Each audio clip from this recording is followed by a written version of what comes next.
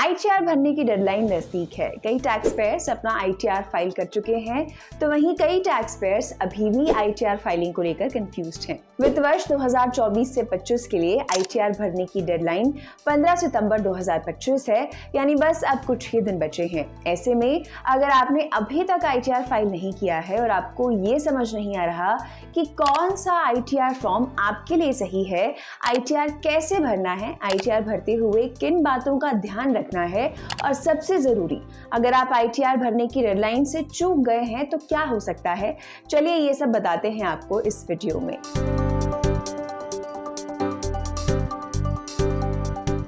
आपको बता दें कि देश में कुल 7 तरह के आईटीआर फॉर्म्स हैं। इनकी संख्या आईटीआर 1 से लेकर आईटीआर 7 तक होती है। इन फॉर्म्स को अलग अलग आय और इनकम सोर्सेज वाले लोगों के हिसाब से तैयार किया गया है। ITR 1 income tax return form उन लोगों के लिए है जिनकी नौकरी या पेंशन से सालाना आमदनी 50 लाख रुपए तक है। आईटीआर 2 ये फॉर्म उन व्यक्तियों और हिंदू अभिभाजित परिवारों यानी एचयूएफ्स के लिए है जिनकी आमदनी बिजनेस या प्रोफेशन से नहीं है लेकिन कैपिटल गेन से है, यानी शेयर प्रॉपर्टी बेचने से जो मुनाफा होता है। आईटीआर 3 ये उन व्यक्तियों और एचयूएफ्स के लिए है जिनकी आमदनी बिजनेस या प्रोफेशन से होती है। आईटीआर 4 ये फॉर्म रेजिडेंट व्यक्ति, एचयूएफ या पार्टनरशिप फॉर्म के लिए है जिनकी आमदनी बिजनेस या प्रोफेशन से हो और जिनकी आय की गणना सेक्शन 44AD, 44ADA और 44AE के तहत होती है। इसमें 44ADA के तहत प्रोफेशनल इनकम,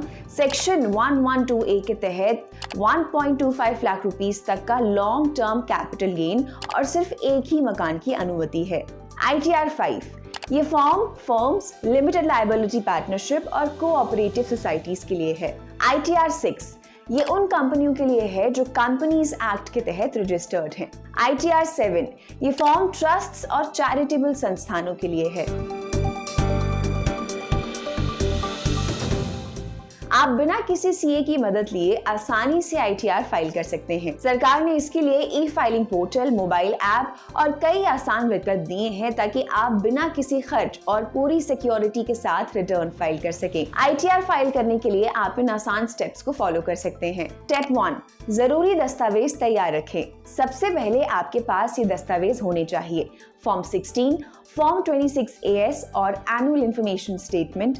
इन डॉक्यूमेंट्स को आप इनकम टैक्स पोर्टल से डाउनलोड कर सकते हैं। बैंक स्टेटमेंट और निवेश से जुड़े प्रूफ जैसे LIC, ELSS, PPF आदि। दूसरी आय का ब्यौरा जैसे किराया, FD, ब्याज आदि। Step 2, income tax e filing portal पर लॉगिन करें। www.incometax.gov.in पर अपना पैन नंबर यूजर आईडी के तौर पर डालें और पासवर्ड से लॉगिन करें।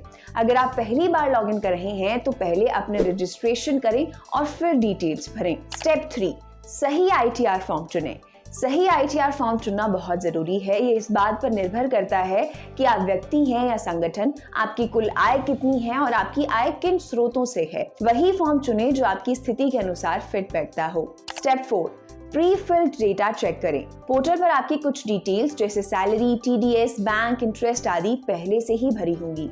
इन्हें ध्यान से चेक करें और अगर कोई गलती हो तो सही कर लें। स्टेप 5, छूट और कटौती का फायदा उठाएं। पुराने टैक्स रिजीम में सेक्शन 80C के तहत LIC, PPF, ELSS आदि पर 1.5 लाख रुपीस तक की कटौती मिल सकती है। सेक्शन 80D के तहत हेल्थ इंश्योरेंस प्रीमियम पर भी कटौती ली जा सकती है। स्टेप 6, रिटर्न सबमिट करें और ई-वेरीफाई करें। सभी डिटेल्स भरने के बाद प्रीव्यू और सबमिट पर क्लिक करें। सबमिट करने के बाद ई-वेरिफिकेशन करना जरूरी है। ये आप आसानी से आधार, OTP, net banking, demat account और बैंक अकाउंट से कर सकते हैं। आईटीआर भरना भले ही आसान हो लेकिन आखिरी समय में कुछ आम गलतियां अक्सर हो जाती हैं। इनसे बचना जरूरी है, जैसे गलत आईटीआर फॉर्म चुनना। अब तक आप समझ गए होंगे कि सही आईटीआर फॉर्म चुनना बहुत अहम है। अगर आप गलत फॉर्म चुनते हैं, जैसे आईटीआर 2 की जगह आईटीआर 1 भर देते हैं, तो आपको इनकम टैक्स विभाग से नोटिस आ सकता है। डिटेल्स भरने से पहले जरूरी दस्तावेज ना देखना। आपको annual information statement, bank statement या म्यूचुअल फंड या ब्रोकरेज से मिले कैपिटल गेन स्टेटमेंट्स को ध्यान से चेक करना चाहिए और आईटीआर में सही जानकारी देनी चाहिए। विदेशी संपत्ति ना बताना। कई भारतीय जो विदेश में काम करते हैं वहां बैंक अकाउंट खोलते हैं, लेकिन भारत लौटकर आईटीआर भरते समय अक्सर वो इन्हें बताना भूल जाते हैं। याद रखें, ऐसे अकाउंट को आपको जरूर डिस्क्लोज करना चाहिए, भले ही आपके अकाउंट में बैलेंस नील क्यों ना हो। इसी तरह विदेशी कंपनी से मिले शेयर, ऑप्शंस, कई प्रॉपर्टी, पेंशन अकाउंट भी बताना जरूरी होता है। पर्सनल बैंक डिटेल्स को दोबारा ना चेक करना। अगर आपका बैंक अकाउंट प्री वैलिडेटेड है तो आपको टैक्स रिफंड समय पर मिल जाएगा, लेकिन अकाउंट नंबर, IFSC, बैंक का नाम जैसी डिटेल्स में गलती हुई तो रिफंड लेट हो सकता है। इसलिए ITR सबमिट करने से पहले अकाउंट डिटेल्स, नाम, मोबाइल नंबर, ईमेल आईडी और बाकी पर्सनल जानकारी अच्छी तरह चेक कर लें। अगर आप तय तारीख तक ITR फाइल करना भूल जाते हैं तो income tax department late filing पर जुर्माना लगा सकता है। ये जुर्माना आपकी आय के हिसाब से तय होता है। अगर आपकी कुल आय 5 लाख रुपए से ज्यादा है तो आपको 5,000 रुपए तक का जुर्माना देना होगा।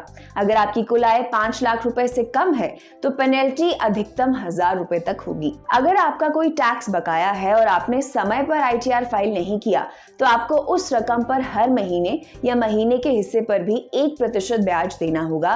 ये ब्याज लेट फीस से अलग है। लॉस कैरी फॉरवर्ड का नुकसान। एक और बड़ा नुकसान ये है कि अगर आपने इस साल कोई घाटा जैसे बिजनेस लॉस या कैपिटल लॉस, मान लीजिए स्टॉक मार्केट में नुकसान झेला है, तो उसे आगे के सालों में एडजस्ट नहीं कर पाएंगे। यानी अगर आपने डेडलाइन मिस कर दी तो इस नुकसान को आने वाले सालों में अपने मुनाफे से घटाने का फायदा नहीं मिलेगा। तो क्या आप भी इस साल ITR फाइल कर रहे हैं या नहीं, हमारे साथ कमेंट सेक्शन में जरूर शेयर करें।